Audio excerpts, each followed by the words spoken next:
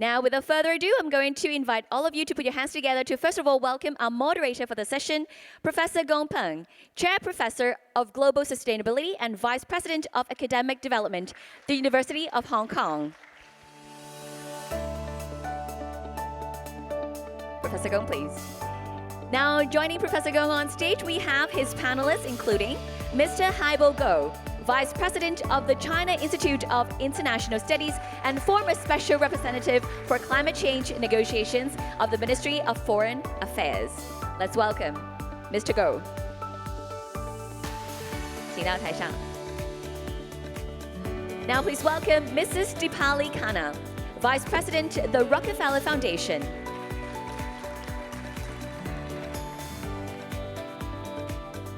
Next, let's welcome Dr. Elena Xoplaki, Acting Head of the Climatology, Climate Dynamics and Climate Change Group at the Department of Geography, Justus, Liebig, University, Giessen. Thank you, and now over to you, Professor Peng. Good morning, dear distinguished guests.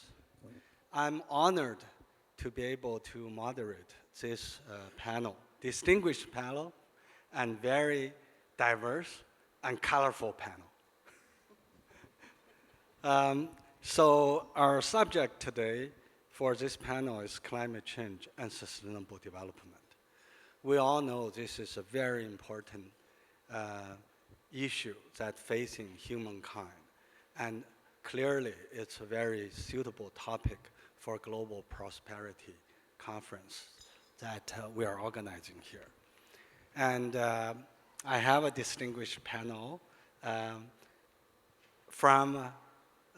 with experience in think tank and lots of public service experiences, from philanthropy, helping the society, sponsoring them to do various kind of relevant work, and also from academics.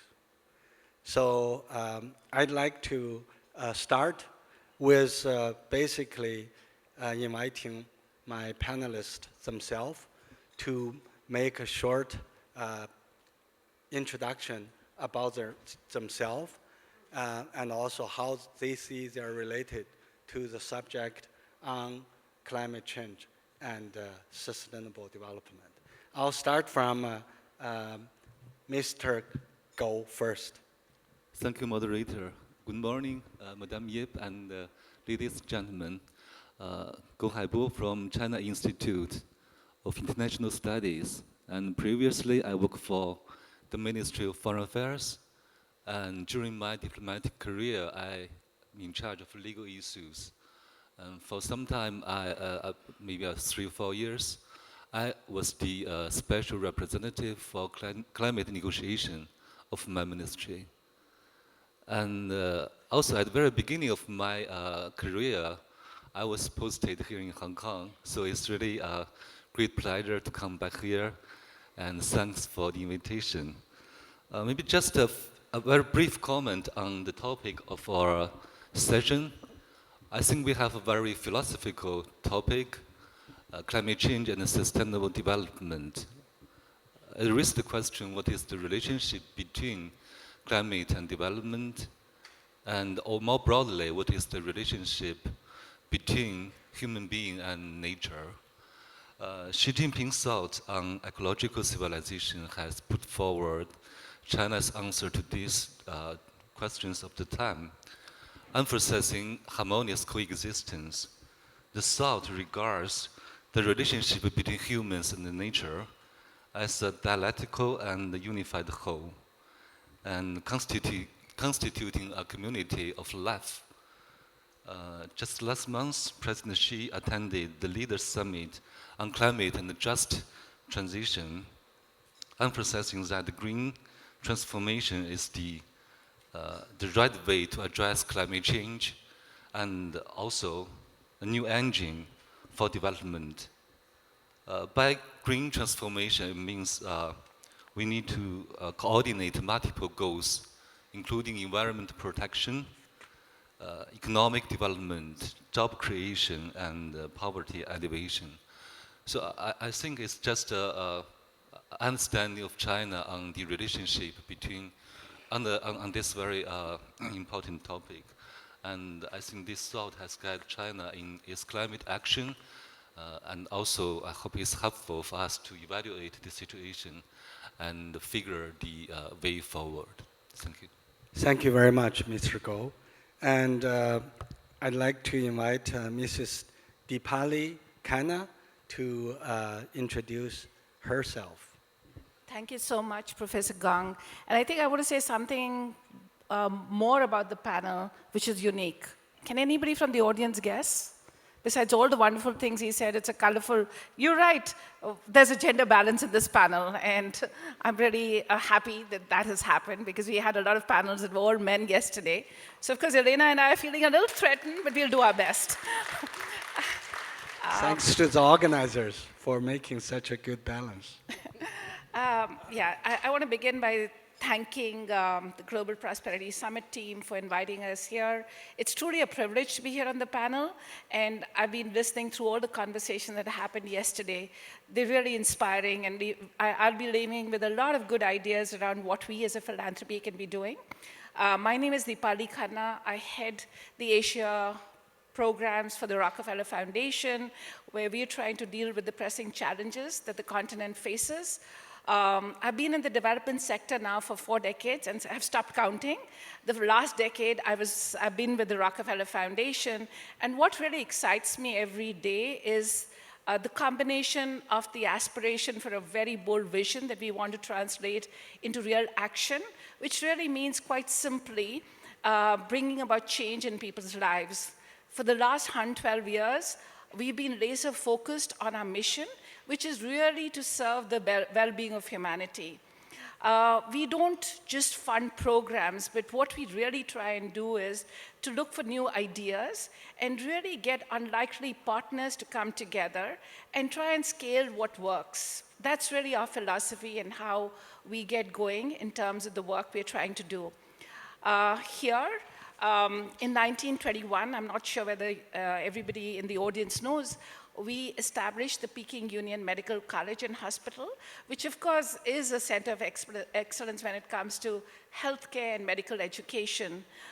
We also helped establish the China Medical Board, which again is doing outstanding and pioneering work in the continent. Fast track to what is the foundation doing right now. We're really trying to do a couple of things. The first one is really trying to revolutionize energy access. And we've got some very, very interesting work that we've been doing, which is, some of you must have heard about the Global Energy Alliance for People and Planet. We've been a founding member of that, where we're not only trying to promote energy access for 1 billion people across the world, including Asia, but we're also trying to reduce the carbon emissions and, of course, create 150 million green jobs. We also are pushing for the regenerative school meals, which is another big bet that the foundation is pursuing in the continent. And there again, we're really trying to see how we can not only promote nutritious meals that are essential for children for their learning outcomes, but how can we really tie that up with regenerative agriculture?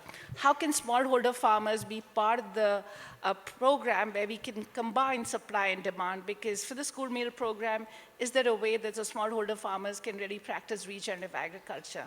I'm also happy to see the CEO of the Hong Kong Jockey Club, and there's another big program that we're doing jointly with them, which is where we're looking at climate-informed health action. So looking at extreme heat wave conditions and how it impacts local communities. How do we work with the World Meteorological Department, and we are together working with the Pasteur Network in a few countries in the region to really provide the local communities with the tools that they need, and local governments as well, to be able to address the issues. So we're experimenting around parametric insurance, and we've seen some very, very promising results.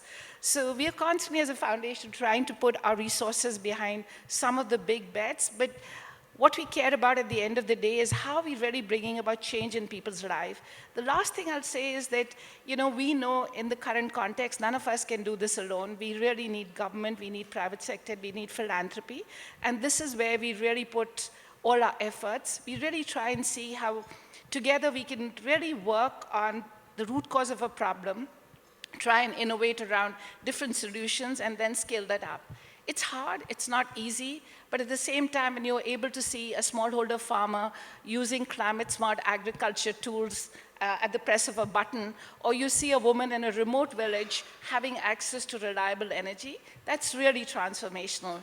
We're not looking for incremental change, but we're really wanting to reimagine what's possible. Thank you very much, Deepali. Actually, she has a very rich introduction about the work that Rockefeller Foundation has been doing. You know, it's worth noting, guests, that although we think that health may not be so closely related to climate change and sustainable development, actually, health is the ultimate goal for what we're doing, climate change and sustainable development. Rockefeller Foundation actually supported through the, when they are collaborating with the Chinese Academy of Medical Science. You mentioned about Union Hospital, which is China's best doctors, source of best medical practices. And they're all close collaborating. And they, in 2013, they came up during their collaboration meeting when Dr. Richard Houghton, the editor-in-chief of Lancet, proposed the concept of planetary health, which is basically driving a group of people, including myself, to work together for a report under Lancet and Rockefeller Foundation Commission report for planetary health, published in 2015 in Lancet. So it's a very milestone report that links the topics with health, and also not only human health, the ecosystem on Mother Earth. So I want to make a little bit supplement to that. And now let's turn to my friend and colleague, Elena Xoplaki, who is a geographer. We are both a geographer, so Elena. Yeah, thank you very much, Professor Gong, and I'm really very honored being here and being a part of this amazing panel. And it is actually my part that bridges with what was already said, what is coming actually from research and academia. Just a very short introduction about me. I'm a climate scientist. I'm currently at the Justus Liebig University in Giessen, and from September I am taking over. I transitioned to a new position at the CMCC Foundation, the Euro-Mediterranean Climate Change Center. My work and what I'm going to talk to you about today shows the need for interdisciplinarity, working on extreme events, on compound events, so actually the cases where the extreme events are coming together and amplify their impacts. We are working on climate reconstructions, looking into the past, on climate modeling and addressing the past and the future.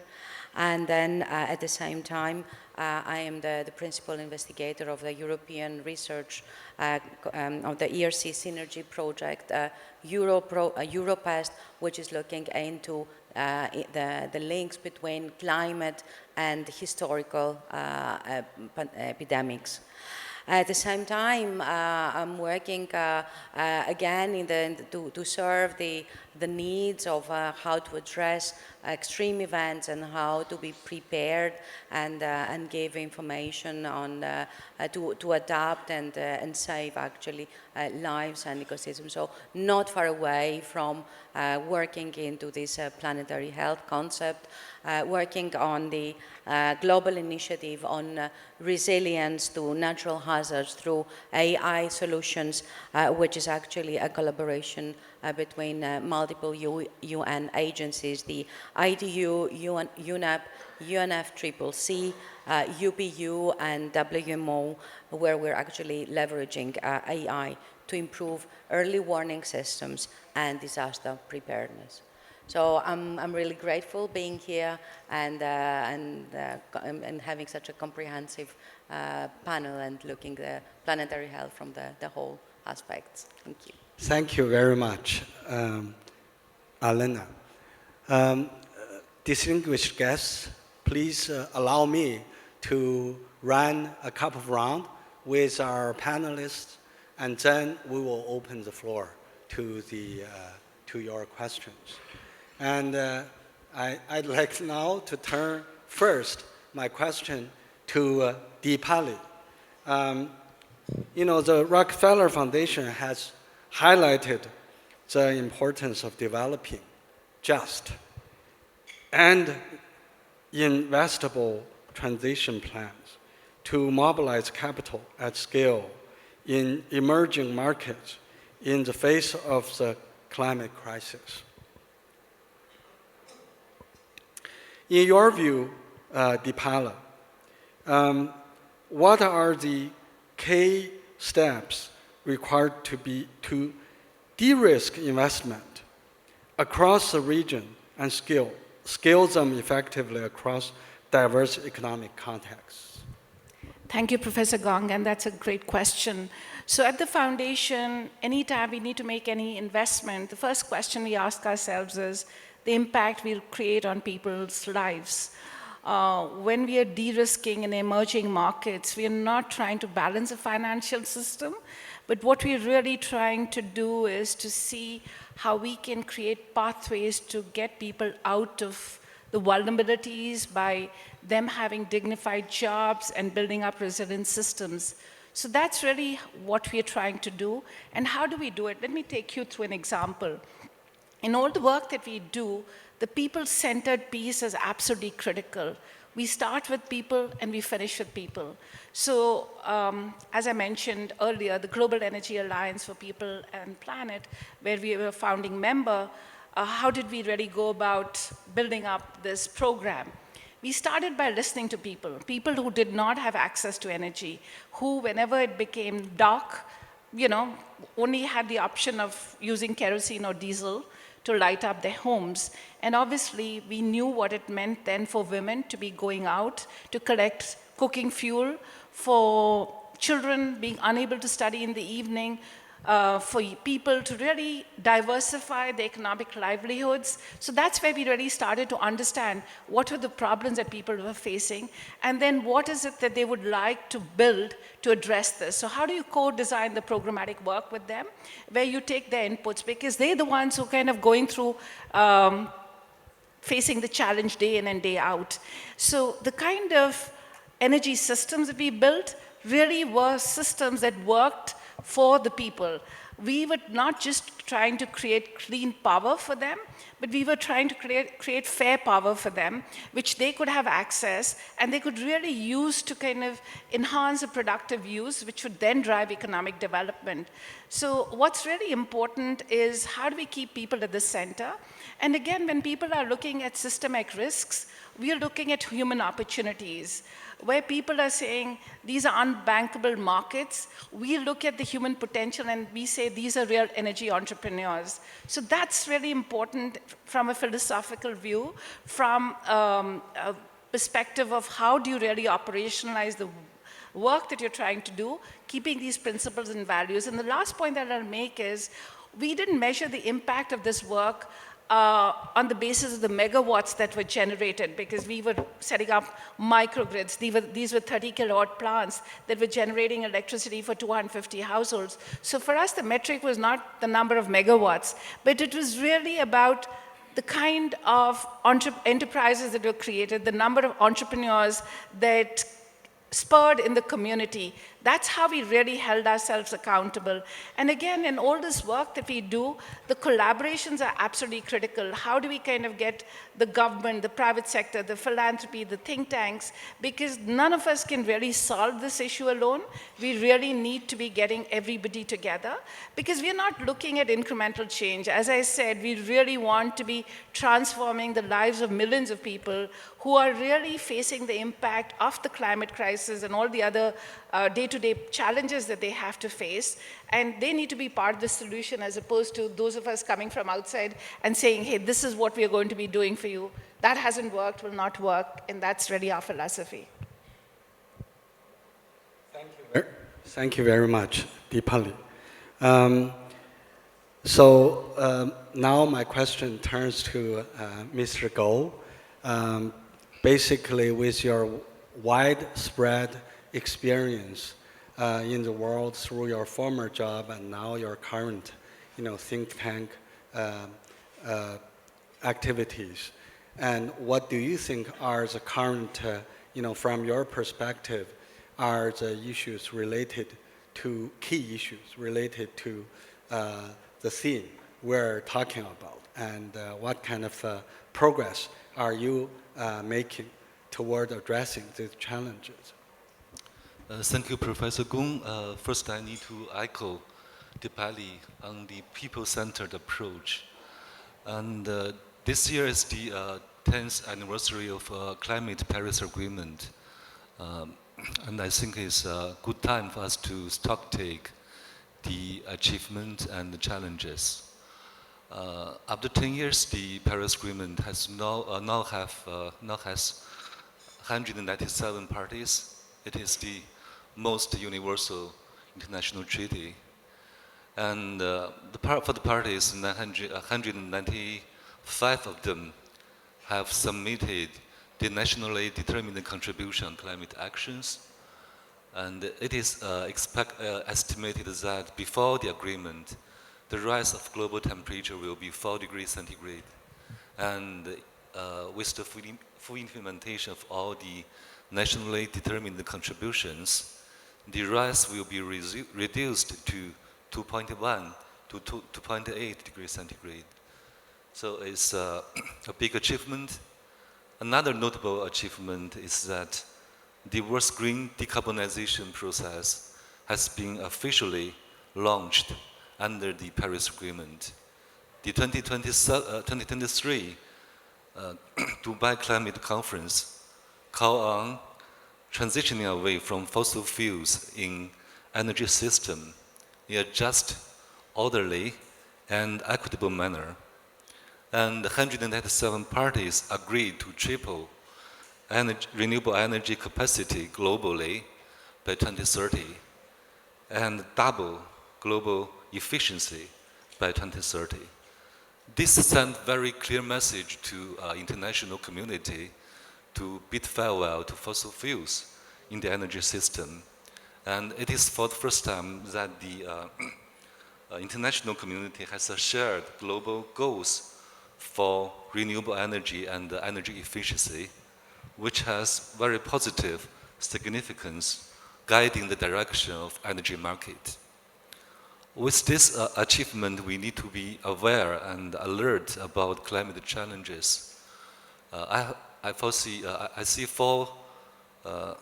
see challenges from 4 perspectives. First, from the scientific perspective, climate change poses a serious risk to humanity and the global ecosystem. In 2024, the global temperature was around 1.55 degrees higher than pre-industrial level. And with the global warming, so 2024 is the hottest year on record. With global warming, extreme weather events become more frequent and intensive. It is estimated that for the past decade, the economic losses caused by climate disasters has been as high as trillions of US dollars. I think Dr. Deepali will tell us a better scientific story, so I will not speak too much on this point. The second challenge is from political perspective. The United States has withdrawn from the Paris Agreement for the second time, which has struck the global climate governance. Upon inauguration on January the 20th, President Trump ordered to withdraw from Paris Agreement once again and demand immediate annulment of the US international climate financing plans. So far, the administration has implemented 145 executive orders repealing or weakening environment regulations and increasing fossil fuel production and use. One of the British media commented that President Trump cancelled at least one environment regulation each day. So as the world's largest economy and the largest contributor to global warming, the US detachment from the International Cooperation on Climate once again detriment the global climate governance and slow down the world's green transformation. It's estimated that by 2030, the cumulative emission in US will increase by 1.7 billion tons, significantly offsetting the global mitigation efforts. And third, from the implementation perspective, lack of capacity has been preventing developing countries from meaningful climate actions. The developed countries promised in 2009 to provide $100 billion annually for developing countries to address climate change.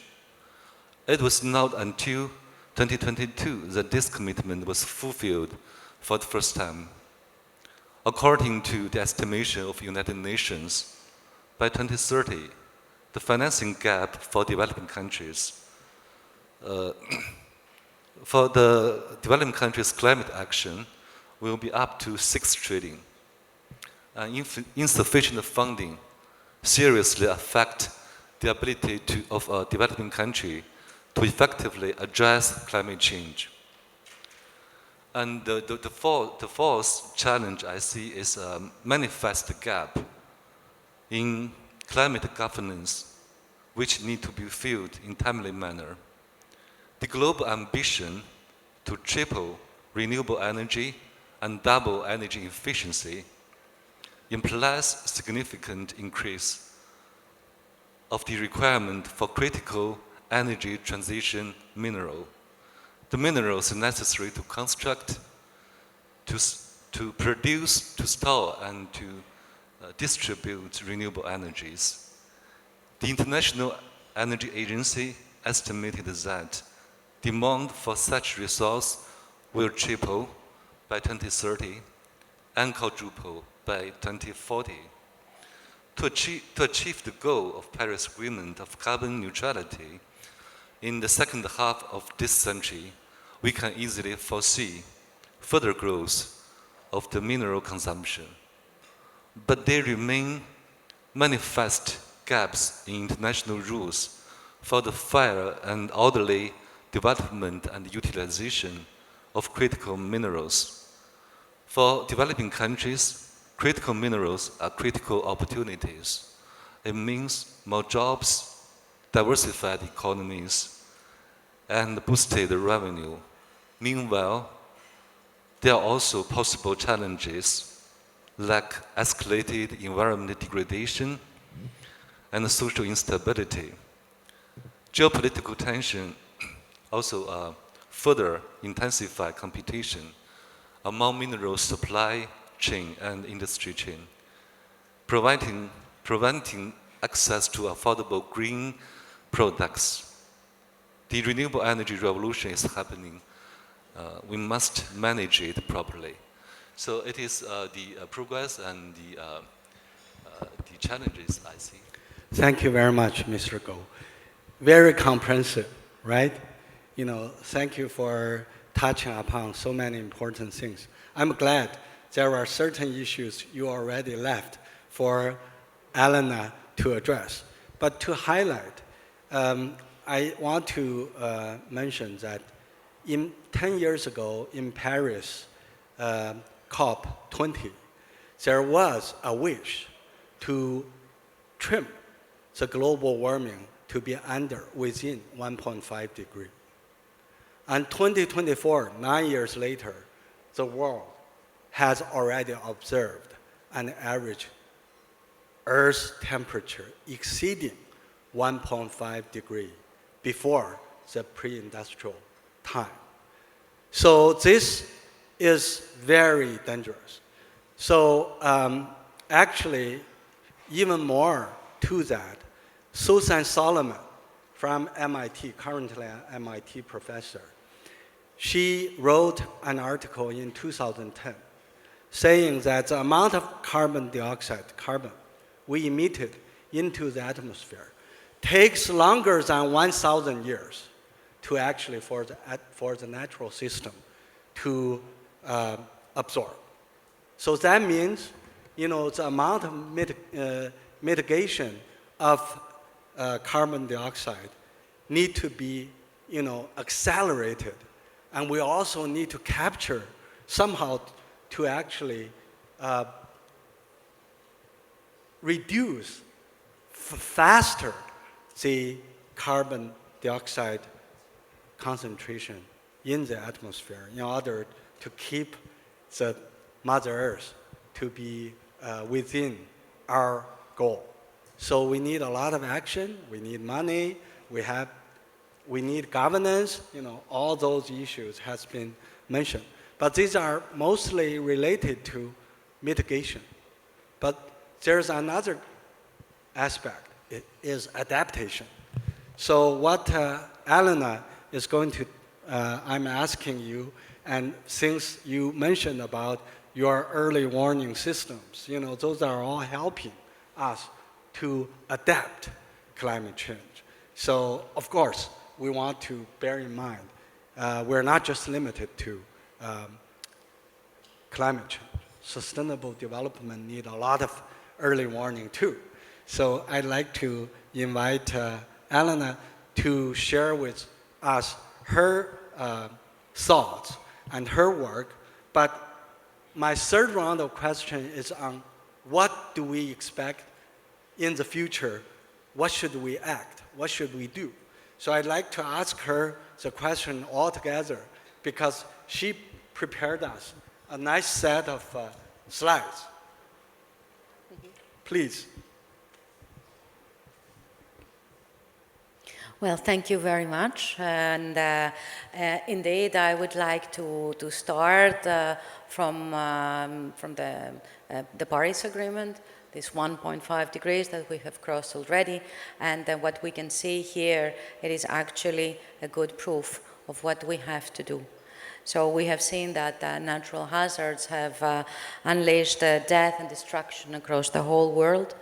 We had floods, droughts, storms, heat waves, landslides, and earthquakes that have devastated communities and claiming lives and also caused displacements. We are not anymore in the stable world. Our world is changing very fast, and actually our extreme events are no longer rare, but they're a routine. And this is where what we heard already, intensity is escalating, and even worse, the impacts are amplified.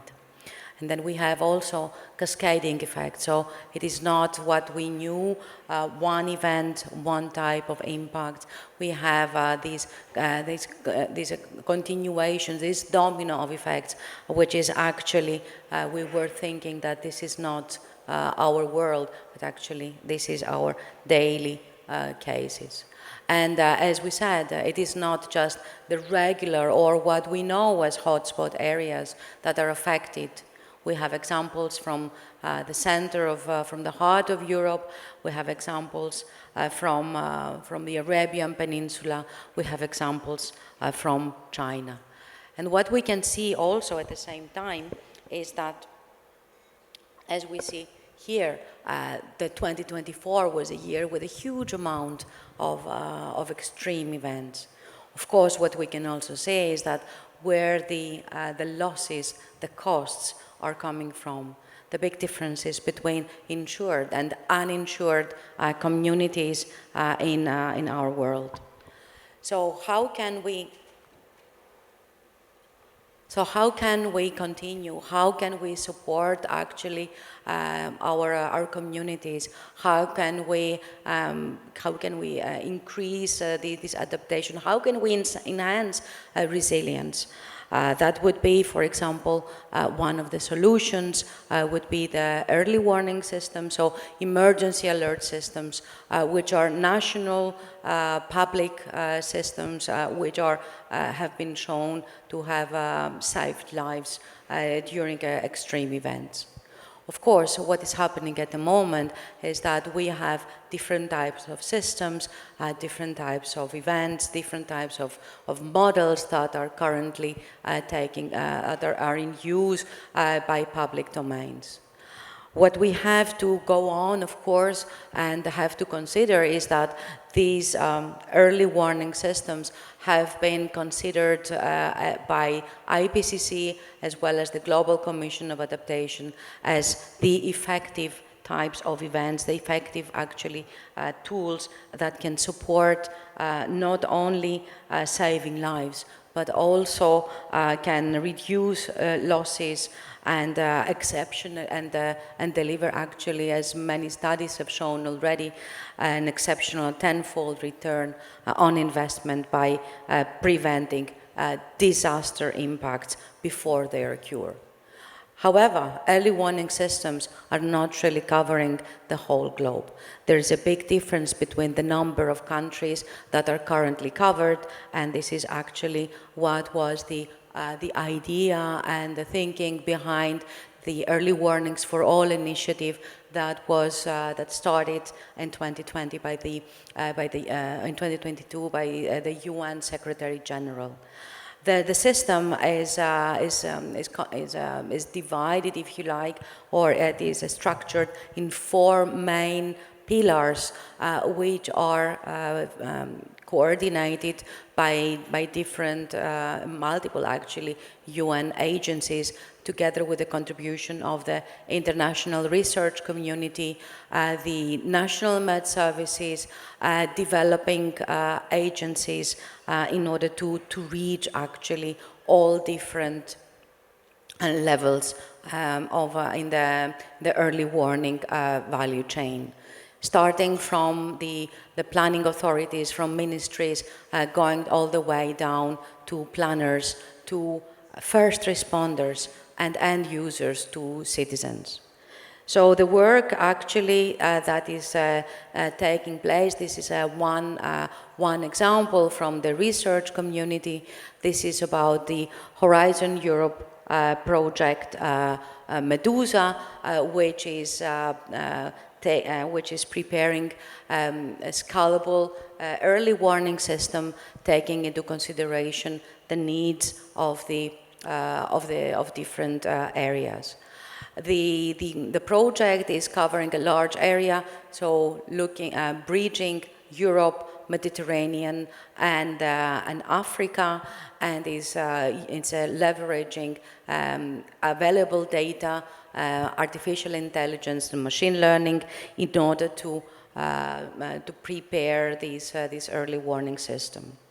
One of the main characteristics of the project is this twinning approach, which is bridging actually 8 selected case studies, which are making strategically pairs, providing the best options to have a cross-continental collaboration. So the work that is done from which is actually the technologies that are powering the Medusa project have a lot of advantages, are actually enhancing the work that we are doing and increasing the accuracy and the quality of our outputs. However, at the same time, artificial intelligence, while being a very powerful tool, has been used not homogeneously. We have seen that there are some as you can see, floods, for example, this is the extreme event that is mainly addressed by AI approaches.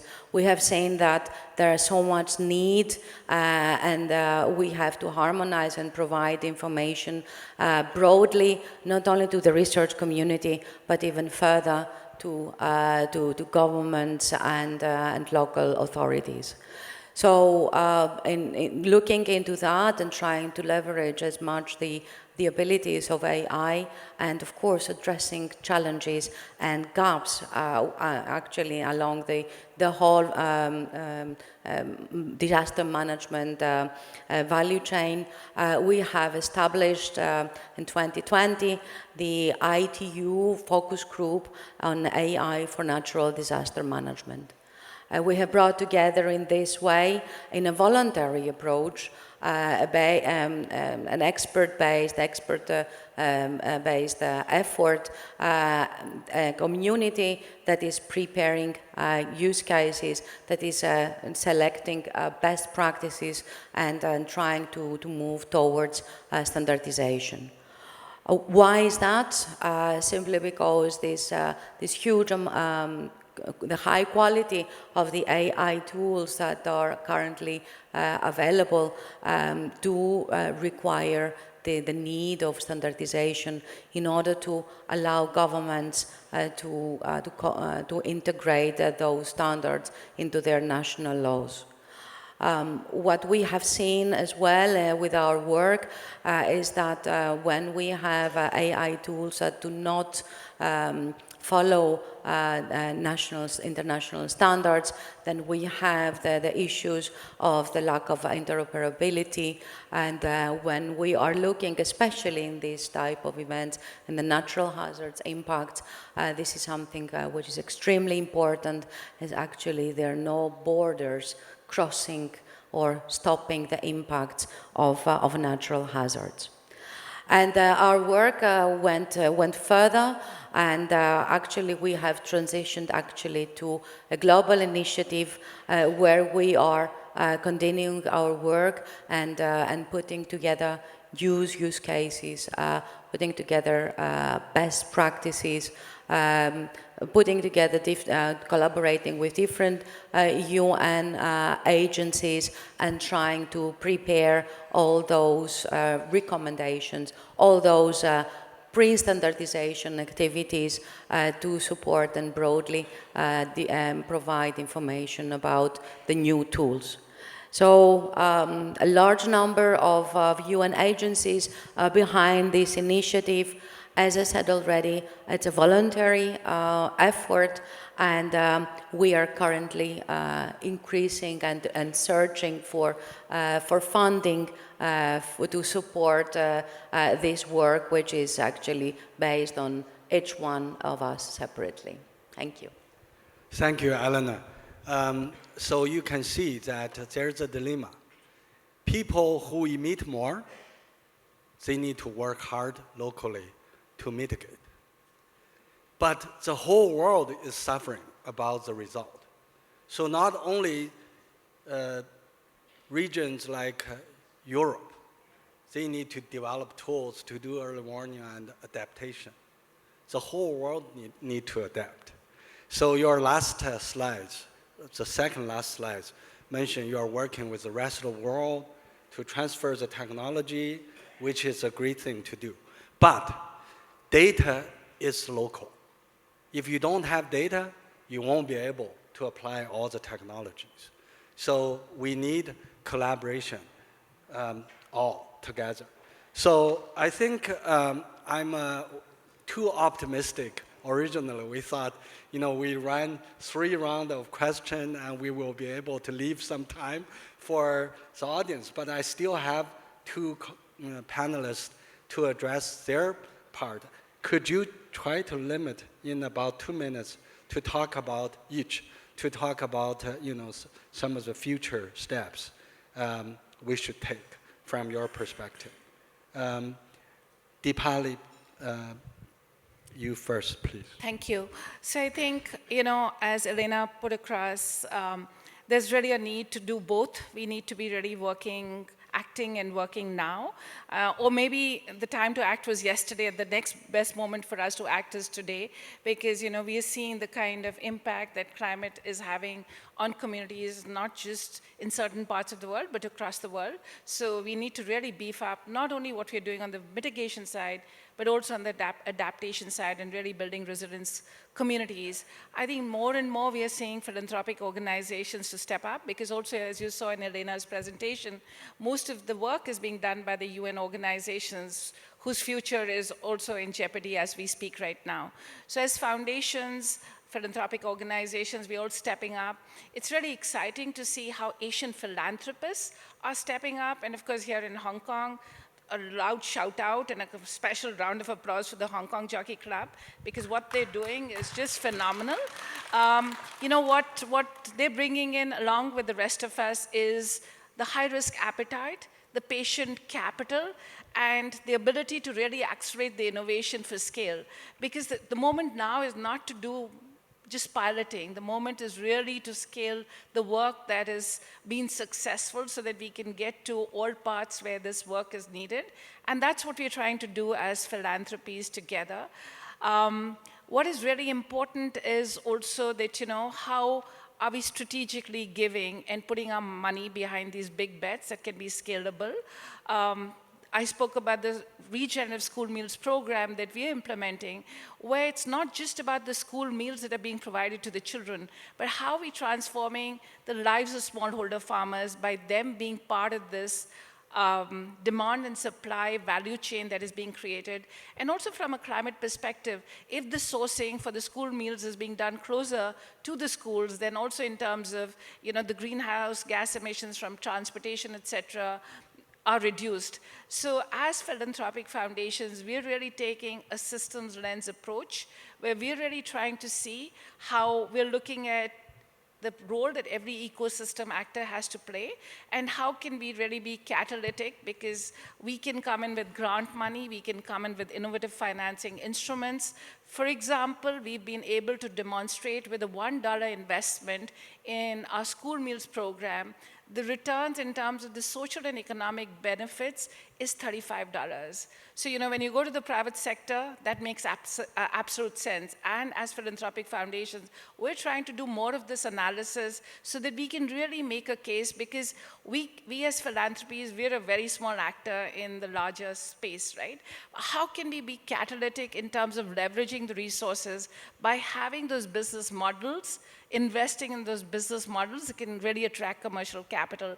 So I think my request would be, how can we really build up stronger public-private philanthropic partnerships? Because philanthropic foundations can light the pathway, but if we really want sustainable action on the ground, everybody needs to collaborate, and really collaborate in a way where we're willing to take risks, because there's no ready-made solution. We're going to fail, but it's okay to fail, but fail fast, and don't keep repeating the same mistakes. I think there's a lot each one of us is trying to do, but if only we could come together, converge, and collaborate more effectively, we'll be able to deal with the climate crisis. I remain optimistic. And Asia can really lead the path. I'm very, very excited. And Hong Kong, with the Hong Kong Jockey Club's leadership, there's a lot that can be done. So thank you. Thank you so much, Deepali. I'm not going to comment. I can't agree more, okay? Thanks to philanthropists on helping us to collaborate. So let's turn to Mr. Go. You have a few last future steps to comment? Yes, I fully agree with the previous speakers that we need to collaborate and cooperate to handle this most severe challenge of the 21st century, to respond jointly. But from the international level, I think there are several things need to be noted to improve the governance so that we can cooperate or collaborate closely. The first is that we need to adhere to the path of green development. The traditional development model of high consumption, high emission, and high pollution cannot lead to global prosperity. And one single country cannot change the global trend of green transition. and we need to participate actively in this process to address climate change, meanwhile to create new commercial opportunities. Second, on governance is to safeguard open and inclusive economic globalization. Trade liberalization promotes both the development and the environment. It has been the consensus since the 1992 Rio Declaration. So we need to stick to this consensus. And the third is to improve climate multilateral governance at the request of the times to comply with the UN Framework Convention on Climate Change and its Paris Agreement,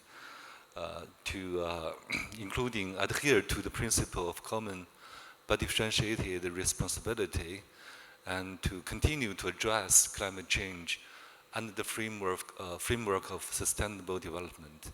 And last but not least, to improve governance on critical minerals. Thank you. Okay, thank you very much.